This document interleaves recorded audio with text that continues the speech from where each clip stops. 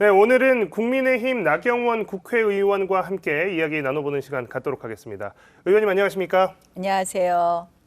네, 10월 16일 재보궐선거를 앞두고 곡성을 직접 방문하셨습니다. 지역구도 이제 서울이어서 전남 지역 방문은 오랜만이실 것 같은데 오늘 최종일 유세 지원하고 오셨습니다. 유세장 분위기 오늘 어떠셨나요?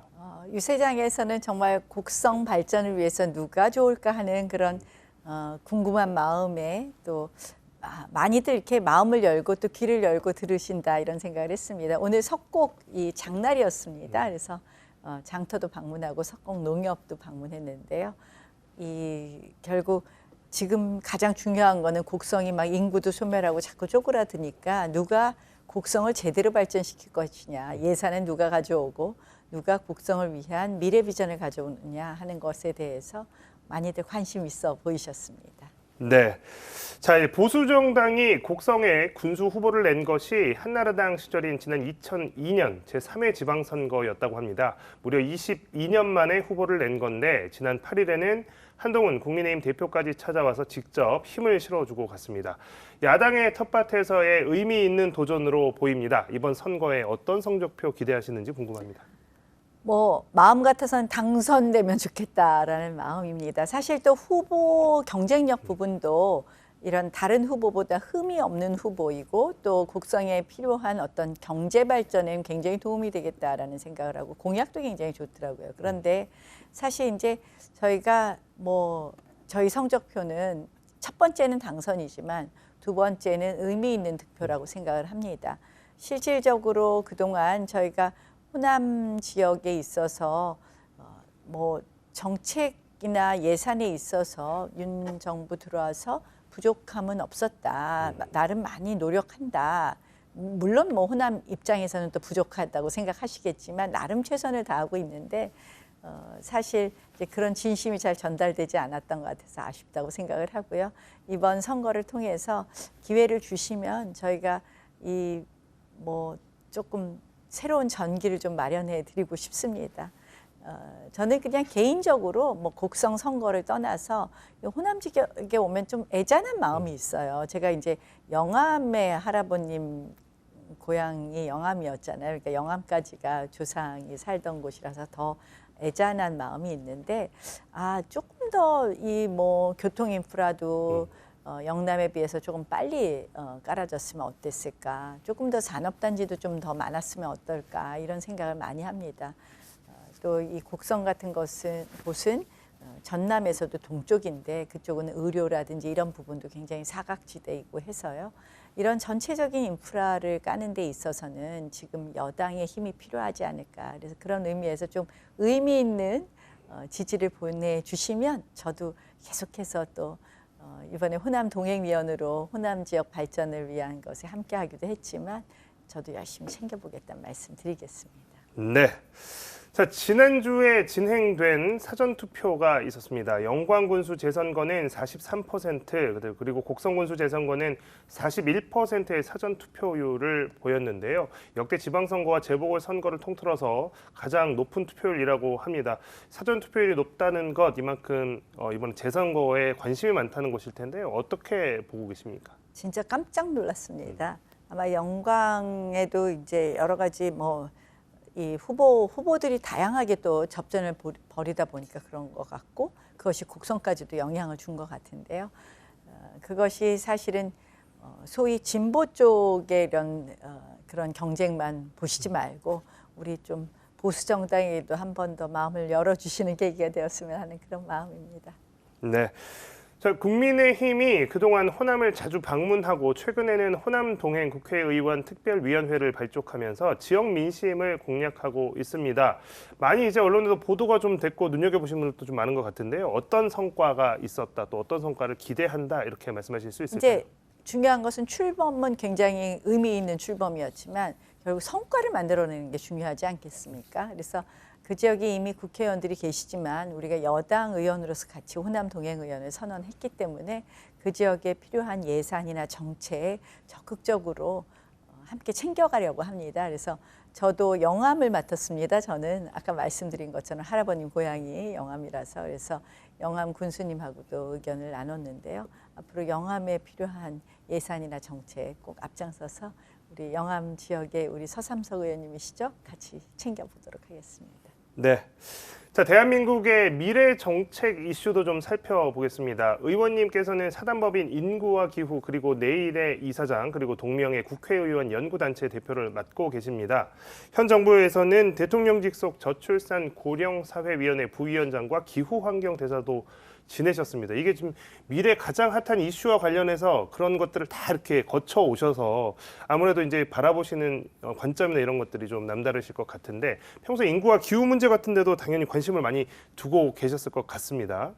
네, 그렇습니다. 사실 이제 인구, 기후 그리고 내일은 과학기술의 발전을 통한 미래, 결국 미래에 무슨 먹거리를 먹고 살 수 있느냐, 그건 과학기술이 뒷받침되어야 되는 것이거든요. 이 세 가지 분야에 대해서 고민하는데요. 인구에 있어서 가장 어떻게 보면 근원적 원인 중에 하나가 수도권 집중입니다.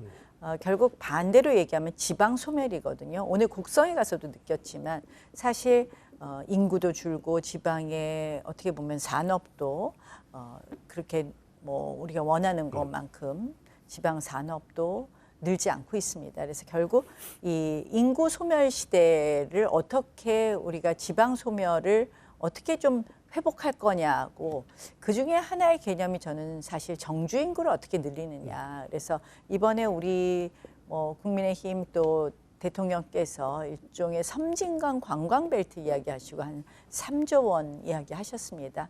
사실 이러한 부분이 제대로 된다면 사람이 오는 곳이고 그래서 정주 인구가 늘어난다면 그것이 바로 지방 소멸 시대를 막아낼 수 있다 이렇게 생각을 합니다. 그래서 인구 문제에 있어서는 굉장히 관심 있는 분야가 지방 소멸 문제하고요. 또 하나는 이제 외국인 근로자 최저임금 구분 적용 제가 요새 열심히 들여다보고 있습니다. 과연 될까 하지만 사실 우리가 지방일수록 또 외국인 근로자에 많이 의존하게 되는데요.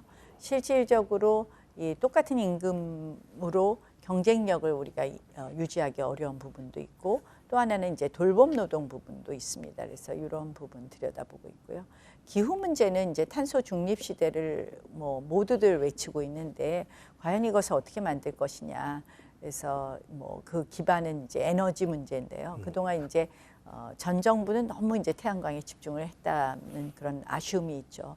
근데 이제 태양광은 만들었는데 지금 이제 중요한 건 제가 한전 국감하다 보니까 이 송배 전망이 없어서 작년에만도 출력 제어를 상당히 했습니다. 그래서 올해는 지난 5년간의 출력 제어보다 더 많은 출력 제어를 할 것이 예상이 되고 그것은 굉장히 손실로 이어지거든요. 그래서 결국 송배 전망을 어떻게 빠르게 구축하느냐와 함께 태양광의 에너지는 생산되는데 이쪽에 산업이 없기 때문에 결국 산업 유출을 어떻게 할 거냐 문제도 또 같이 봐야 되는 것 같습니다. 그러니까 기후 이야기하다 산업 얘기를 했는데 어쨌든 이 탄소 중립 시대를 준비하는 것, 태양광과 원전을 어떻게 우리가 잘 믹스해서 우리 지속 가능한 미래를 위한 탄소 중립 시대를 열 것이냐가 가장 또 핵심적인 이슈다 이렇게 생각합니다.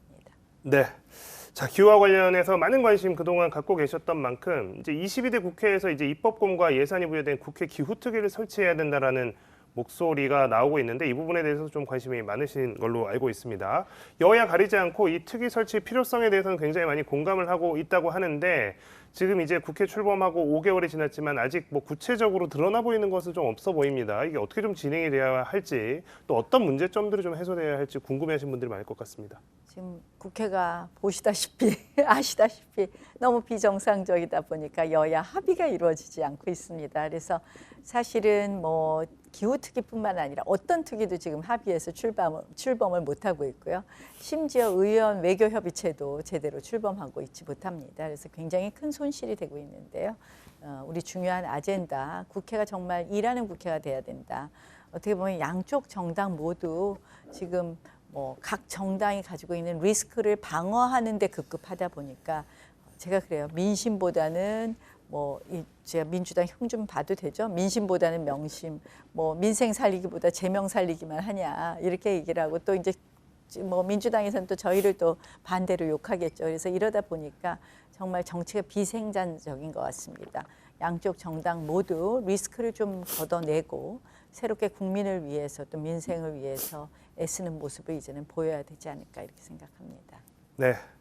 자, 보수정당 역사상 두 번째 5선 여성 의원입니다. 5선 의원으로서 하고 싶은 일이 있다면 어떤 것일지 앞으로 이제 행보에도 좀 관심이 쏠리는데요. 그 말씀 한마디 해주시죠. 뭐 5선 의원이다 보니까 이제 그동안에 여러 가지 경험이 많이 축적됐어요. 이 축적된 경험을 어떻게 잘 써서 우리 국민들에게 도움이 될까 이런 고민하고 있다. 근본적으로는 그런 고민을 하고 있다는 말씀 드리고요. 국회 5선입니다. 그러다 보니 의회 민주주의가 지금과 같이 파괴된 적이 없다. 이런 생각을 합니다. 실질적으로 이 의회가 가장 중요한 것은 합의 정신이거든요.